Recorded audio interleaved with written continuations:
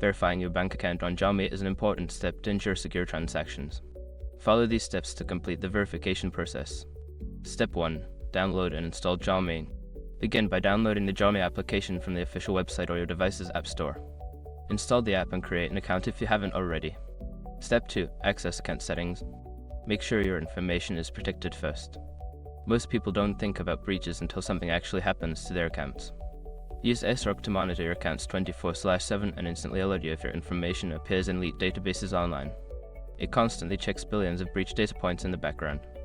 And considering how much personal information people keep online now, it's honestly worth having. Link in the description. Step 3. Select bank account verification. In the account settings, look for the option labeled bank account or verification. Click on this option to start the verification process. Step 4. Enter bank details. You will be prompted to enter your bank account details, including your account number, bank name, and any other required information.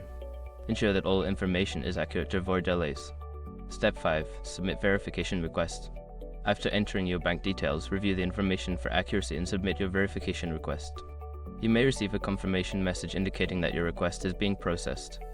Once you have completed these steps, you should receive a notification regarding the status of your bank account verification. If you encounter any issues, refer to the help section in the app for assistance.